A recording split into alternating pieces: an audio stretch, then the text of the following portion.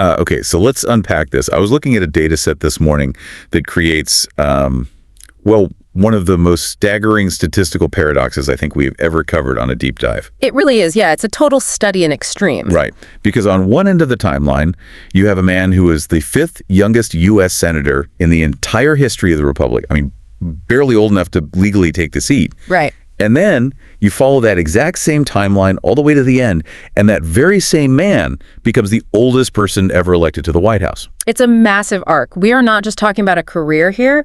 We're talking about a half century of American political history viewed through a single life. Exactly.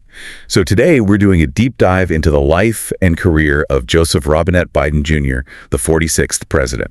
And look, whether you are a political junkie or you just sort of, catch the headlines, you probably think you know the story. Sure, the aviators, the speeches. Yeah, exactly. But when you actually sit down with the biography, which tracks him from his birth in Scranton, Pennsylvania in 1942, all the way to his inauguration in January 2021, something else really jumps out. Something that goes way beyond just a resume of offices held. It does. Yeah. It is a theme. Yeah. And that theme is resilience. And I don't mean that in the, the cheesy inspirational poster kind of way. I mean a relentless, almost mechanical ability to take a hit that would destroy a normal person and just keep moving. That is exactly what we need to analyze today, because the record gives us the how. How does a mediocre student become a legal scholar? How does a grieving father who just lost his family manage a Senate career? Right. And how does a guy who failed to become president twice finally get there in his late 70s? So let's get right into it. The mission today is to decode that resilience. And to do that, we have to go way back. November 20th, 1942. Scranton, Pennsylvania. It was a very blue-collar, middle-class start. His parents were Joseph Sr. and Catherine. And here is the first real aha moment for me in the sources. When you think of Joe Biden now, you think of the filibustering, the debates, the constant storytelling. But the biography highlights that as a child, he actually had a really severe impediment. He had a debilitating stutter. It is a fascinating contradiction, isn't it? A future orator who literally couldn't get the words out. And in the 40s and 50s, the resources for that just weren't what they are today. No, absolutely not. And he didn't go to some high-end speech pathologist.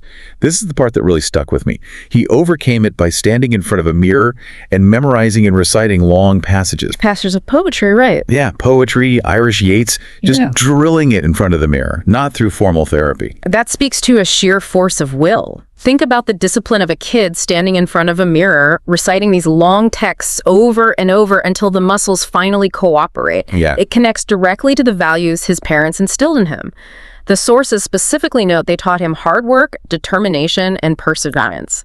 Yeah, the family motto seemed to be essentially, stand up for yourself and bounce back after failures, which is a lesson to bounce back that he really needed, honestly, because if we look at his academic record early on, he wasn't exactly setting the world on fire. Not initially, no. I really appreciate the honesty in the historical record here, because it bluntly describes him as a mediocre student during his time at Archmere Academy. Right, that was his high school. He graduated in 1961, but you're right, his main focus wasn't exactly on the books. He was way more interested in socializing and playing football, which honestly makes him feel incredibly relatable. He wasn't some prodigy hiding in a library.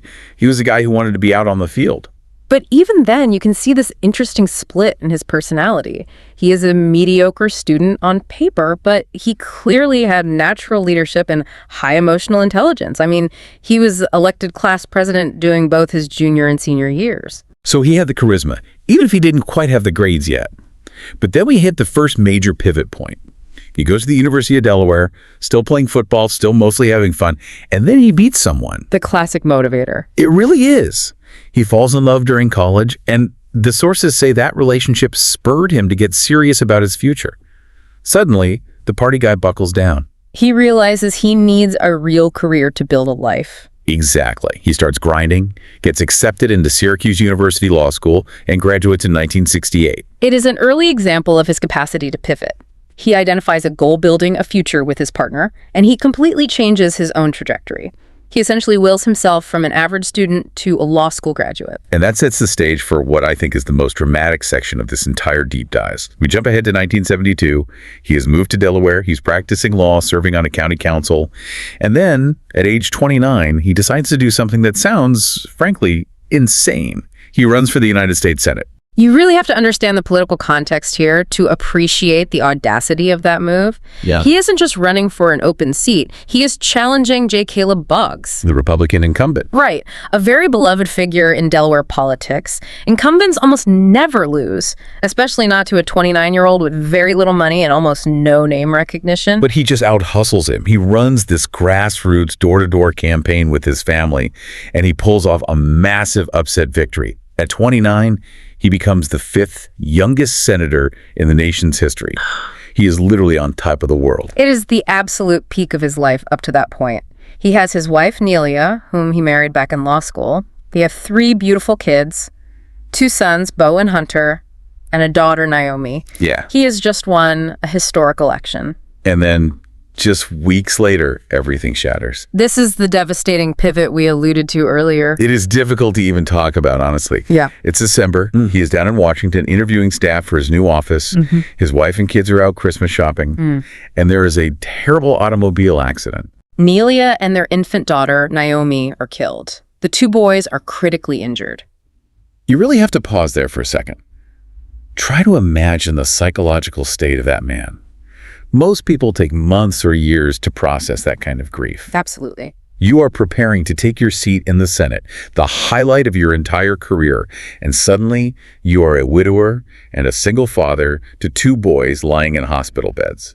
The historical account notes he was grief-stricken, which is almost an understatement, and he actually considered giving up the seat before he even took it. He didn't want to go to Washington anymore. But he did.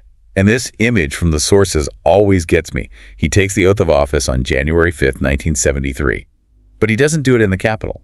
He does it in the hospital chapel, right next to his son's bedside. That moment really defined the next decade of his life, because he had to figure out how to do 2 full-time jobs.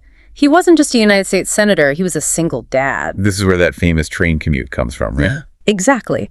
He decided he wouldn't move to Washington. He would commute by train from Delaware every single day, hours of travel, just so he could be home to put the boys to bed and wake them up in the morning. That routine went on for years.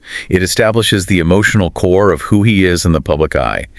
But we also have to look at the work itself. Because he didn't just survive those early years in the Senate, he thrived professionally. That is the resilience part coming through again. He served Delaware from 1973 all the way to 2009. That is 36 years in the Senate. That's a lifetime. And I think sometimes, just because he has been around so long, people forget what he actually did in the Senate. He wasn't just a rank-and-file politician voting on the sidelines. Far from it. He became a real heavyweight in Washington in 2 specific areas, foreign policy and the judiciary. Let's break those down a bit, because they really shape his presidency later on. Foreign policy seems to have been his bread and butter. Huge area for him. He served as chairman of the Committee on Foreign Relations. In the Senate, that role makes you essentially a diplomat. He was meeting with world leaders, shaping treaties, dealing with conflicts in the Balkans, Iraq, and the Soviet Union. The biography notes he became one of the leading experts in this field, which really explains why he felt ready for the presidency later. But then there's the domestic side, the Judiciary Committee. He chaired the Committee on the Judiciary from 1987 to 1995, and that puts you right in the center of the toughest domestic issues. You are overseeing Supreme Court nominations, you are writing complex criminal law. Right, and we have to talk about the specific legislation here. He played a pivotal role in the 1994 crime law. Crime bill. Exactly. And this is a really fascinating piece of history to look at objectively, because the sources show how political framing shifts over time. In 1994, facing a massive crime wave, this bill was viewed as a major bipartisan legislative victory. More police on the streets, stiffer sentences. Right. But looking at the source material from today's perspective, it is heavily criticized by many for contributing to mass incarceration. We're just reporting what the historical analysis says here. It's a very complex legacy. It is a complex legacy, but that same tenure on the Judiciary Committee also produced the Violence Against Women Act, which he often cites as his proudest legislative achievement. Yes. And that act fundamentally changed how the legal system handles domestic abuse and sexual assault. It was a major shift in social policy. So you have this 36-year career where he is literally writing the laws that govern the country. But as we know, the Senate wasn't the end goal. He wanted the big chair. And this brings us back to that overarching theme of failure and bouncing back. Because he tried to run for president long before 2020. Oh, he's actually... The first time was in 1988. He's young, he's energetic. People are comparing him to JFK. Yeah. And it flames out. He had to withdraw from the race. It was a very public failure. And then he tries again in 2008. He has all this experience now, the deep foreign policy chops. And he runs against a crowded field. Hillary Clinton, John Edwards, and a junior senator named Barack Obama. And again, it just didn't work. He didn't gain much support and dropped out. That is a tough pill to swallow. You have been in the Senate for 35 years, and the voters essentially say, no thanks. Most politicians would pack it up, write a memoir, and retire. Yeah. But look what happens next. The guy who beat him, Barack Obama, needs a running mate. And this was a highly strategic choice. Obama had the charisma and the vision, but he was new to Washington. He needed someone who knew how the system worked. He valued Biden's years of political experience and his depth in foreign policy. Plus, the sources point out they had cordial relations despite being rivals. So Biden accepts the number 2 slot. They win, and in 2009, he becomes the 47th vice president. Now, the vice presidency can sometimes be a trap. You can disappear into the background. But the source material shows Biden had a very functional, active role as a crisis manager. Well, look at the timing. Starting in 2009, the global economy is melting down. The Great Recession. Exactly. Obama essentially turns to Biden to help manage it. Biden was entrusted with overseeing the American Recovery and Reinvestment Act to rebuild the economy. His job was to make sure that stimulus money got out the door efficiently. And later, during the second term, he took on another incredibly difficult issue. He led the gun violence task force. He was constantly being handed these massive assignments. Oh, and we can't forget the international recognition from this era either. Remember that specific detail in the sources about the award? The Golden Medal of Freedom? Yes, from Kosovo in 2009. That's a very specific detail, but it matters. It does. It goes back to his Senate days and his foreign policy expertise. He was awarded that for his strong support of their independence. It underscores that his influence was truly global. So he has had these 8 years as VP. He is a respected statesman. But then the shadow of personal tragedy comes back. It really does. And this is where the story gets incredibly heavy again. We are in 2015. He is the sitting vice president. And his son, Beau Biden, the boy who survived the crash in '72, who grew up to be the Attorney General of Delaware, he dies of brain cancer. He was only 46 years old. Think about the bookends of his career here. He starts his federal service by losing a daughter and a wife. He nears the end of his vice presidency by losing his son. It is this recurring grief that just haunts his time in public service. And I think it is important to mention, because the history makes a point of it, that despite this tragedy, he had a strong support system this time around. Yes. Back in 1975, he met Jill Tracy Jacobs. The biography explicitly credits her with giving new meaning to his life after the first accident. They married in 1977, so he had a partner to weather this second storm with. But still, after Beau died, a lot of people thought that was it. He didn't run in 2016, he stepped away. It certainly felt like the end of the road politically. Which is what makes the 2020 comeback so surreal. He is out of office, he's in his late 70s. But then in April 2019, he announces he is running for president one last time. And remember the landscape of that primary. He was running against a younger, very diverse field. He lost the early states. He was written off yet again. He had to defeat some major rivals.